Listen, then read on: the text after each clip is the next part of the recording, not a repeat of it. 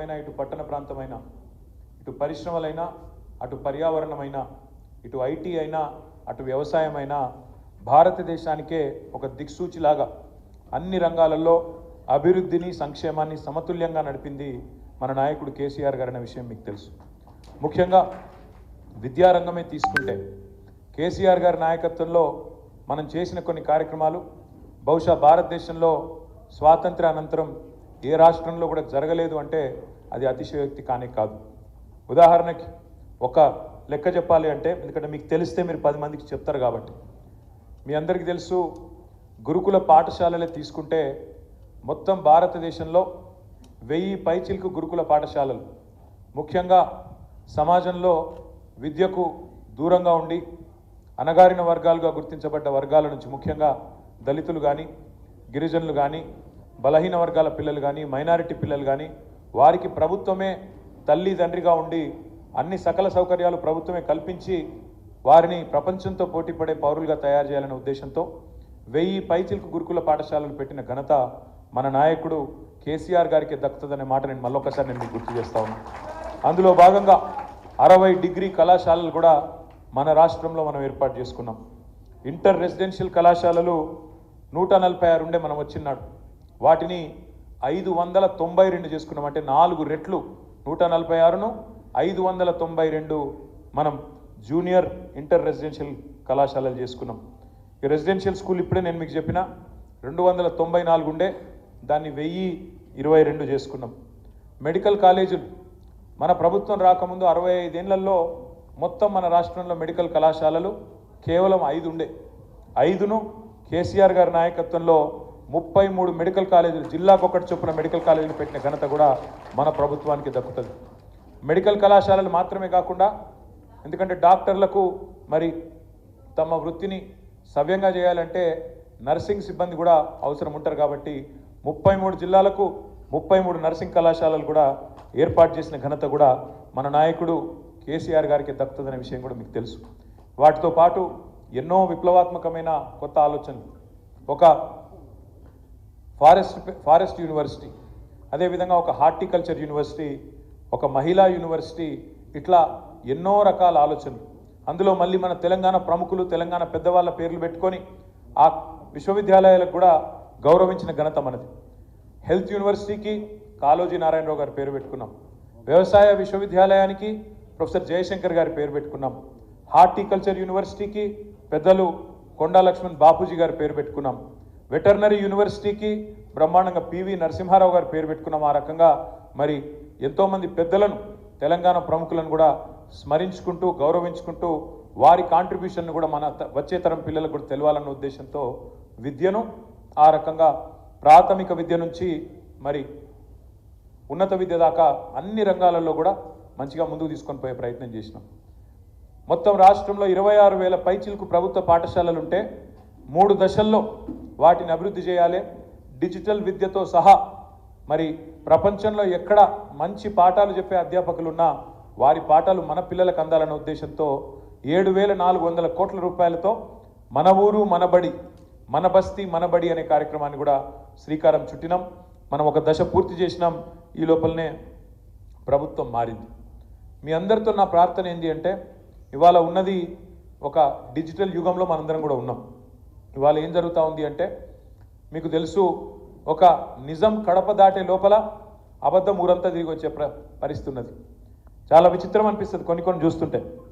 నిన్ననే ఊరిచ్చి అదే సినిమా ఉంటుంది, మీరు చూసి ఉంటారు, మరి చూసినో లేదా మీరు చిన్నపిల్లలు చూసినో లేదా, కానీ మేము చిన్నగా ఉన్నప్పుడు అహనా పెళ్ళంటాను ఒక సినిమా వచ్చిండే. అది ఇప్పుడు కూడా ఉంటుంది, ఆ యూట్యూబ్లో ఆన్లైన్ ఉంటుంది, మీరు చూడొచ్చు. అందులో వాడు చాలా పీసీ రోడ్ ఉంటాడు. ఆ కోట శ్రీనివాసరావు క్యారెక్టరు చాలా పీసీలో ఆయన ఉంటాడు. ఆయన ఏం చేస్తాడంటే, నువ్వు మా ఇంటికి రా నేను చికెన్ పెడతా అంటాడు.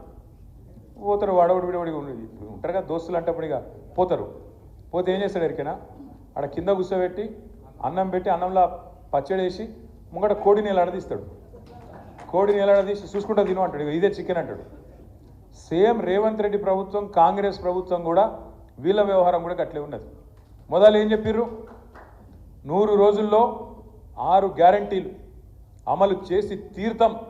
6 అయినా సరే, భూమి ఆకాశం ఒకటైనా సరే, ఇటు ఉదయించే సూర్యుడు అటు ఉదయించినా సరే చేసి చూపెడతా అని చెప్పి గంభీరమైన డైలాగులు సినిమాలలో పాత ఎన్టీఆర్ కూడా కొట్టపోతుండే అసలు డైలాగులు కొట్టి అసలు ఇది చేస్తాం అది చేస్తాం పొడి చేస్తాం మేము లేస్తే మనుషులమే కాదు అని అటు డైలాగులు దంచి 420 హామీలు 420 హామీలు ఇచ్చి గెలిచి అధికారంలోకి వచ్చినాక ఇప్పుడు ఇది 14వ నెలనో 15వ నెలనో నడుస్తుంది. ఇప్పుడు సిగ్గు లేకుండా ఇప్పటికి కూడా అబద్ధాలు చెప్తా ఉన్నారు. అబద్ధాలు చెప్తే కూడా మరి ఎవరో చిన్న సోషల్ మీడియాలో పనిచేసే కాంగ్రెస్ కార్యకర్తనో ఐటీ సెల్లో పనిచేసే ఒక పిల్లగాడో పిల్లనో అబద్ధం చెప్పినట్టే అర్థం ఉంటుంది. కానీ ముఖ్యమంత్రి ఉప ముఖ్యమంత్రి వాళ్ళు నిన్న మాట్లాడిన మాటలు వింటే నవ్వాలని ఏడవాలని తెలుస్తలేదు.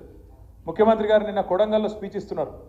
మేము ఇవాళ ఒక చారిత్రాత్మకమైన కార్యక్రమానికి శ్రీకారం చుడుతున్నాం అన్నాడు. నేనేం చేస్తున్నాడో అని నేను అనుకుంటే రేషన్ కార్డులు ఇచ్చే కార్యక్రమం చారిత్రాత్మకం అట. అంటే ఇదివరకు ఎవడు రేషన్ కార్డులు ఇయ్యలే, నువ్వు కొత్త చరిత్రకు నేనే శ్రీకారం చుట్టిన రేషన్ కార్డు అనే కాన్సెప్టే నేనే కనిపెట్టిన అన్నట్టు చారిత్రాత్మకమైన కార్యక్రమానికి శ్రీకారం చుడుతున్నా అని అబద్ధం. ఇంకా గౌరవం ఏంటంటే ఉప ముఖ్యమంత్రి బట్టి విక్రమార్క గారు నిన్న చెప్తారు, ఎక్కడో మాట్లాడిన ఆయన కూడా ఒక్క రేషన్ కార్డు ఇవ్వలే టీఆర్ఎస్ ప్రభుత్వం అని బట్టి విక్రమార్క చెప్తాడు. ఇగో ఎన్ని జూట మాటలు ఉంటాయంటే వీళ్ళే, ఇగో నేను చూపెడతాను మీకు. ఒక్కసారి మీరు చూడుతాం, ఇది పట్టుకురా, నువ్వు పట్టుకోండి నేను పట్టుకుంటా, రెండు నువ్వే పట్టుకుంటే ఇట్లా. ఇగో ఇది బట్టి విక్రమార్క గారు స్వయంగా మధిర నియోజకవర్గంలో 2000 ఆయన ట్వీట్, అది ట్వీట్ డేట్ చూడేది 2021 జూలై 26 రేషన్ కార్డులు ఇచ్చుకుంటే దిగిన ఫోటో. ఏదో ఆయన సొంత నియోజకవర్గంలో బట్టి విక్రమార్క గారు మన జిల్లా పరిషత్ చైర్మన్ ఆనాడు లింగాల కమలరాజు గారు ఇద్దరు కలిసి రేషన్ కార్డులు ఇచ్చుకుంటే దిగిన ఫోటో ఇది. అబద్ధాలు ఎట్లా చెప్తారంటే ఒక ఇంత అన్యాయం ఇది జూలై 2021 జూలై 26 నాడు దిగిన ఫోటో రేషన్ కార్డు ఇచ్చుకుంటా. ఒకటి రెండు కాదు మన ప్రభుత్వం ఉన్నప్పుడు మనం ఇచ్చింది 6,50,000 రేషన్ కార్డు. కానీ మనం దాని ఏదో చారిత్రాత్మక కార్యక్రమం మనం అనుకోలేదు.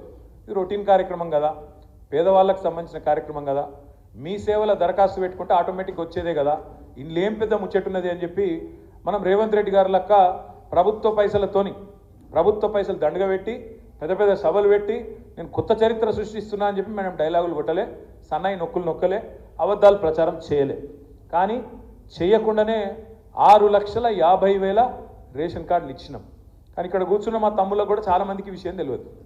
కాంగ్రెస్ వాడు ఒక్క కార్డు ఇవ్వలే మీరు అనే వరకు మనం కూడా ఇవ్వలేదేమో మనకు తెలియదు కదా మనం అనుకున్నాం. అందుకే ఇవాళ వాస్తవం ఏంటి అంటే గోబెల్స్ వారసులు, కాంగ్రెస్ వాళ్ళు గోబెల్స్ వారసులు, వాళ్ళు ఒకటి కాదు రెండు కాదు 420 హామీలు ఇచ్చిండ్రు. ఒకటి కాదు రెండు కాదు. ఈ పుస్తకం మీ అందరికి నేను పంపిస్తా. 420 హామీలు కాంగ్రెస్ పార్టీ ఇచ్చిన 420 హామీలు మొత్తం. ఇలా ఏమేమి నరికింది యాదుకుందా మీకు? డిక్లరేషన్లు అన్నారు. డిక్లరేషన్ అనేది చాలా పెద్ద మాట ఇంగ్లీష్లో. డిక్లరేషన్ అంటే చరిత్రలో చాలా చారిత్రాత్మకమైన నిర్ణయాలు తీసుకున్నప్పుడు గతంలో పెద్దలు మహానుభావులు వాళ్ళు డిక్లరేషన్లు ఇద్దరు. కానీ కాంగ్రెస్ వాళ్ళు డిక్లరేషన్లుగా నాలుగే గీసి పారేసుకుంటుంది కూడా వానికిరాని డిక్లరేషన్లు ఒకటి కాదు ఎన్నో చేసింది. రైతు డిక్లరేషన్ అని చెప్పి రాహుల్ గాంధీ గారు వచ్చి వరంగల్లో చేసింది. ఎస్సీ డిక్లరేషన్ అని చెప్పి ఎస్సీ ఎస్టీ డిక్లరేషన్ అని చెప్పి చేవెళ్లలో మల్లికార్జున్ ఖార్గే గారు వచ్చి బీసీ డిక్లరేషన్ అని కామారెడ్డిలో సిద్ధరామయ్య గారు వచ్చి వారు, యువజన డిక్లరేషన్ విద్యార్థి డిక్లరేషన్ అని చెప్పి హైదరాబాద్లో ప్రియాంక గాంధీ గారు. ఇట్లా ఇక్కడున్న వాళ్ళని మార్కెట్లో నమ్ముతలేరు, వీళ్ళని నమ్మే పరిస్థితి లేదని చెప్పి ఢిల్లీకి వెళ్ళి టూరిస్టులను తీసుకొచ్చి వాళ్ళని ఒక్కొక్కరిని ముంగటబెట్టి మేము ఒక మాట చెప్పినామంటే శివగామి లెక్క మా మాటనే శిలాశాసనం అని చెప్పి డైలాగులు కొట్టి డిక్లరేషన్ల పేరిట ఉదరగొట్టింది. డిక్లరేషన్లు అంటే కూడా ఎవరు నమ్మతలేడని చెప్పి ఇంకో దుకాణం చేసారు. బాండ్ పేపర్లు ఉంటాయి కదా, బాండ్ పేపర్లు మనం రిజిస్ట్రేషన్లు సేల్ డీడ్లు అవి రాసుకుంటాం కదా, అటువంటి బాండ్ పేపర్లు పట్టుకొని బాండ్ పేపర్ల మీద అఫిడవిట్లు తయారు చేసి ఇదే బట్టి విక్రమార్క గారు అఫిడవిట్ రాసి 100 రోజుల్లో 6 గ్యారంటీలు అమలు చేస్తామని చెప్పి ఆ అఫిడవిట్ మళ్ళీ దేవుని కాడ పెట్టి దేవుళ్ళ ముంగట పెట్టి దండం పెట్టి దేవుని మీద ప్రమాణం చేస్తున్నామని చెప్పి ఆ డ్రామా చేసిండ్రు. ఆ తర్వాత ఇంటింటికి గ్యారంటీ కార్డులు అని చెప్పి గ్యారంటీ కార్డులు వంచిండ్రు. మేనిఫెస్టో అభయహస్తం అనే మేనిఫెస్టోను ఒక 420 వాగ్దానాలు ఇచ్చి అవన్నీ కూడా ఇంటింటికి ప్రతి మనిషికి చేరేటట్టు విస్తృతంగా జోసెఫ్ గోబెల్స్కి వారసుల మాదిరిగా విస్తృతంగా అబద్ధాలు ప్రచారం చేసిండ్రు. అందుకే నేను చెప్పిన నిజం కడప దాటే లోపల అబద్ధం ఊరంతా తిరిగి వస్తుంది. మీకు యాదకుండాలి, రాహుల్ గాంధీ గారు వచ్చిండ్రు హైదరాబాద్, అశోక్ నగర్ వేయండు, ఆడ ఛాయ్ తాగిండు, ఛాయ్ హోటల్ కాడ ఛాయ్ తాగి అక్కడ తయారవుతున్న గ్రూప్స్కి తయారవుతున్న పిల్లలందరినీ పిలుచుకొని కేసీఆర్ గవర్నమెంట్లో ఉద్యోగాలు ఇయలే, భారతదేశంలో అత్యధికంగా ఉద్యోగాలు పిఎస్సి ద్వారా ఇతరత్ర కేసీఆర్ గారి ప్రభుత్వం ఇచ్చినా ఇయ్యలే, ఏం జరగలే అని చెప్పి దుష్ప్రచారం చేసి మేము వస్తున్నాం, మీరు ఇద్దరు ఉద్యోగాలు ఉడగొట్టుండి, కేసీఆర్ ఉద్యోగం కేటీఆర్ ఉద్యోగం ఇద్దరు ఉద్యోగాలు మీరు ఉడగొట్టండి, 2 లక్షల ఉద్యోగాలు నేను ఇప్పిస్తా మొదటి సంవత్సరంలో అని రాహుల్ గాంధీ గారు రేవంత్ రెడ్డి గారు అశోక్ నగర్లో వచ్చి ఇక్కడ పిల్లలకు వాగ్దానం చేయడం జరిగింది. మరి ఇలా 14-15 నెలలు అయిపోయింది, 100 రోజులు అన్నారు.